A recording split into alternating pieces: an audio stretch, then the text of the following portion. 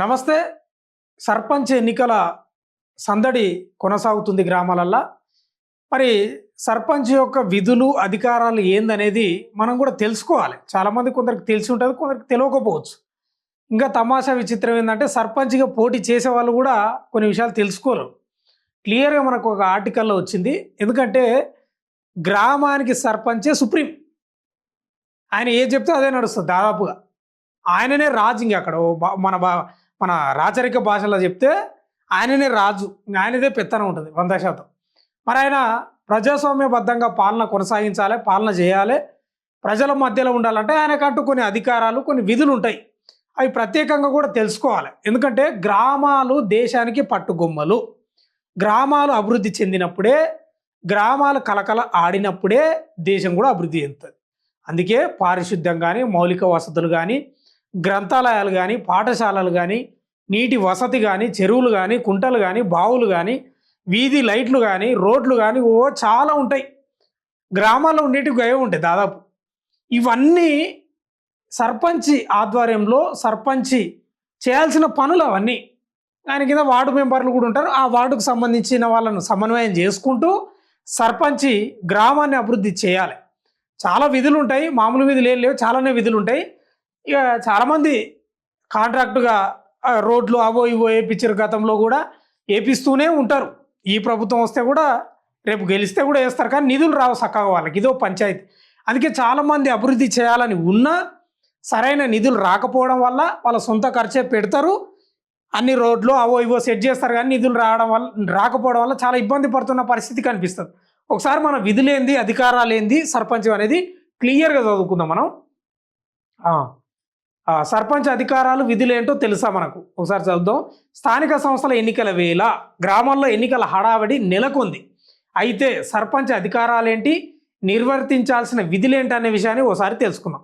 ఇప్పుడు గ్రామాలలో అయితే అసలు సందడి వాతావరణం ఉంది. చాలామంది ప్రజలు ఉదయము రాత్రి ప్రచారం చేస్తూనే ఉన్నారు. రాత్రి ఒక 9-10 గంటల వరకు అనుకోండి. ఇక ఉదయం 10-11 గంటల వరకు కూడా. ఇక మధ్యాహ్నం ఏం చేస్తారంటే ఈ అభ్యర్థులు ఎవరైతే ఉంటారో వాళ్ళ ఇంటికానే కూర్చుంటారు దాదాపుగా. ఆయననే భోజనమో అదో ఇదో పెట్టడం మొత్తం ఓ రకంగా ఏంటంటే సర్పంచ్ ఎలక్షన్లు అయిపోయే వరకు చాలామంది 190 మంది వేరే పని పెట్టుకోరు, ఇదే పని మీద ఉంటారు. చూద్దాం. గ్రామాల్లో పంచాయతీ ఎన్నికల సందడి నెలకొంది. తొలి విడత పోలింగ్ జరిగే గ్రామాల్లో ఉదయం సాయంత్రం అనే తేడా లేకుండా పోటీలో ఉన్న అభ్యర్థులు, వారి అనుచరులు వీధుల్లో ఇంటింటికి తిరుగుతూ ఓట్లు అభ్యర్థిస్తున్నారు. పంచాయతీరాజ్ చట్టం సర్పంచుల అధికారాలతో పాటు వారు నిర్వర్తించాల్సిన బాధ్యతలను స్పష్టంగా నిర్వచించింది. విధి నిర్వహణలో సర్పంచులకు విశేష అధికారాలు కట్టబెట్టింది. ఆ కారణంగా కోర్టులో కేసులు వేసేందుకు వీలు లేకుండా రక్షణ సైతం కల్పించింది. మనం అనుకుంటాం కానీ ఒక్కొక్కసారి ఎమ్మెల్యే కంటే సర్పంచ్ పవరే ఎక్కువ ఉంటుంది. గ్రామాలల్లో ఏమైనా కార్యక్రమాలు చేయాలంటే సర్పంచ్ యొక్క అనుమతి లేనిది, ఆయన సిగ్నేచర్ లేనిది పనులు కావు. అంత పవర్ ఉంటుంది సర్పంచ్కి. అందుకే కదా అంత గట్టి పోటీ ఉండేది. సుప్రీం ఓ రకంగా సుప్రీం బాస్, రాజు పెత్తనమే ఆయనది. ఇక సర్పంచ్ అంత పవర్ ఉంటుంది ఆయనకు. ఆ ఎమ్మెల్యే లేకపోతే ఎవరేం చేయలేరు, అంత అధికారాలు ఉంటాయి. మనం ఇది తెలుసుకోవాలి కూడా వాస్తవంగా కూడా. ఒకసారి చదువుదాం. ఏం చేయాలి సర్పంచ్, ఏం చేయాలి అనేది, ఇవి చేయాల్సింది అనేది. సామూహిక మరుగుదొడ్ల ఏర్పాటు, బావుల మరమ్మతులు, పూడిక తీత, జనన మరణాల నమోదు. సామూహిక మరుగుదొడ్ల ఏర్పాట్లు అంటే గ్రామాలలో మరుగుదొడ్లు ఏర్పాటు చేయాలి. ప్రతి ఇంటికి మరుగుదొడ్లు ఉండాలి. ఆయన మొదటి బాధ్యత, ప్రాథమిక విధి అది. అంతే కదా, ఆత్మగౌరవం కదా మరుగుదొడ్లు అంటే. ఏ చిన్న రూమ్ ఉన్నా సరే, ఒక చిన్న ఇల్లున్న ఒక్క రూమ్ ఉన్నా సరే గ్రామాలల్లో వాళ్ళకు 100% మరుగుదొడ్డి నిర్మించాల్సిందే ప్రభుత్వం తరపున. ఆయన పనిచేయాలి. తర్వాత బావుల మరమ్మతులు, బావులు ఉంటాయి కదా, ఆ బావులను కూడా మరమ్మతు చేసే పనులు. ఇప్పుడు ఏంటి బావులు నాకు అర్థం కాదు, లేవు బావులు.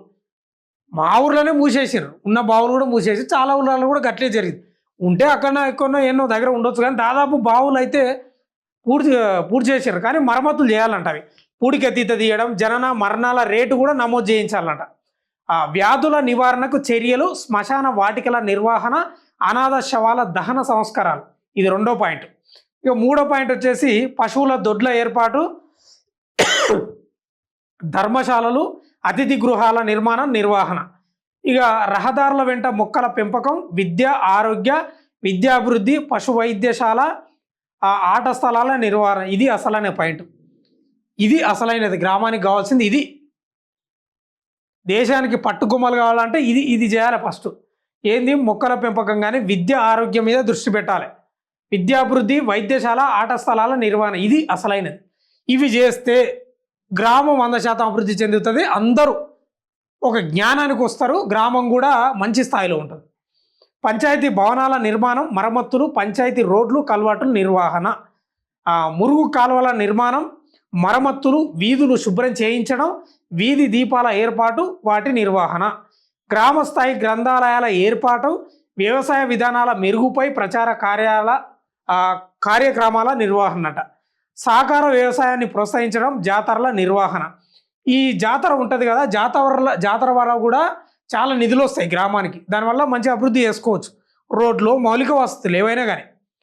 జాతర నిర్వహణ కూడా చాలా అద్భుతంగా ఉంటుంది గ్రామాలలో. మీరు చూడండి, సంవత్సరానికి ఒకసారి జాతర వస్తుంది, వేలం పాటలు ఉంటాయి.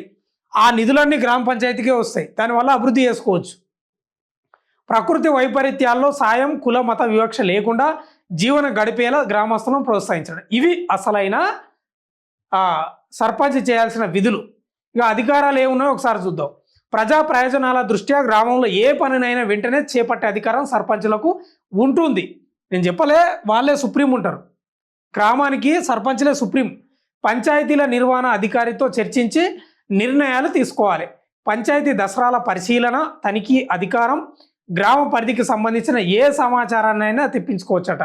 ఈఓ, పంచాయతీ కార్యదర్శి తదితర సిబ్బంది కార్యకలాపాలపై సర్పంచ్ అజమాయిషి, ఖాళీ అయిన ఉప సర్పంచ్ ఎన్నికలను నిర్వహించే బాధ్యత కూడా సర్పంచ్కే ఉంటుందట. ఇక పంచాయతీ నిధుల డ్రా, పారిశుద్ధ పనుల కేటాయింపు, మైనర్ పంచాయతీల్లో 1,00,000, మేజర్ పంచాయతీల్లో 2,00,000 విలువైన పనులకు పాలనాపరమైన అనుమతులు కూడా మంజూరు చేశాడు. అధికారాలేమో ఇవి, విధులేమో ఇవి. మామూలుగా ఉన్నాయా అండి? మామూలుగా లేవు. అందుకే సర్పంచ్ పదవికి అంత ఆసక్తి చూపుతారు, అంత కథ ఉంటుంది దానికి. అందుకే గింగిరాలు తిరుగుతారు చాలామంది. జీవితకాలం కొట్లాడతారు సర్పంచ్ కావడానికి చాలామంది. కొందరు అవుతారు, కొందరు కారానికి కూడా, అది వేరే విషయం. కానీ చాలా రకాల కారణాలు ఉంటాయి. వాస్తవంగా కూడా వాళ్ళు చేయాల్సిన విధులు, వాళ్ళకున్న అధికారాలు ఇవి. అంటే ఓ రకంగా గ్రామానికి సర్పంచే సుప్రీం, ఏం లేదు. దేశానికి ప్రధానమంత్రి ఎట్లనో, రాష్ట్రానికి ముఖ్యమంత్రి ఎట్లనో, గ్రామానికి సర్పంచే. ఆయనకు అన్ని అధికారాలు ఉన్నాయి, చాలా అధికారాలు ఉంటాయి. ఆయనను కాదని ఎవ్వరు ఏం చేయలేని పరిస్థితి ఉంటుంది అధికారికంగా ప్రభుత్వం. కాబట్టి సర్పంచ్ పదవి కూడా అన్ని మరి ఇవన్నీ విధులు కానీ ఇక అధికారాలు అంటే ఉంటాయి. ఈ విధులు కూడా ఇవన్నీ చేస్తే మంచిది. ప్రభుత్వాలు కూడా సకాలంలో బిల్లులు చెల్లిస్తేనే వాళ్ళు అభివృద్ధి చేస్తారు. వాళ్ళ ఆస్తులను నమ్ముకొని, వాళ్ళ ఎకరాలను నమ్ముకొని పెడతారు. కానీ ఇంకా పోయినంత కాలం పెట్టరు కదా. కానీ ముఖ్యంగా అయితే ఇవి వాస్తవంగా సర్పంచ్ యొక్క విధులు, అధికారాలు. ఇక సర్పంచ్ ఎలక్షన్లు అయితే బాగా నడుస్తున్నాయి. ఉదయం రాత్రి ప్రచారం హోరెత్తుతుంది, మామూలుగా హోరెత్తలేదు. చూద్దాం ఎవరు గెలుస్తారో. ఇక చాలామంది ఒకటే పార్టీ నుంచి, అంటే కాంగ్రెస్, బీజేపీ లేకపోతే బీఆర్ఎస్ ఉన్నాయి కదా, వాళ్ళు నిలబెట్టిన అభ్యర్థులే 2-3 ఉన్నారు. మాట కూడా వినరు. ఒకటే పార్టీ నుంచి 3-2 కూడా నిలబడతారు. ఎందుకంటే వాళ్ళకు కూడా ఉంటాయి కదా, ఎన్నో ఏళ్ళుగా పార్టీ కోసం పనిచేస్తారు. సర్పంచ్ కావాలనేది కోరిక ఉంటుంది. కాబట్టి ఓట్లు కూడా చీలి ఎవరెవరు గెలుస్తారో, ఏం కథనో, ఎవరి అదృష్టం ఎట్లుందో ఇక ఎన్నికలు అయిపోయిన తర్వాత తెలుస్తుంది. ఎవరు గెలిచినా ఈ యొక్క విధులను నిర్వహిస్తే మళ్ళా ఓ 10 కాలాల పాటు మిమ్మల్ని గుర్తించుకుంటారు. ఊరికి కూడా మంచి పేరు వస్తుంది. చూస్తూనే ఉండండి మన తొలి వెలుగు.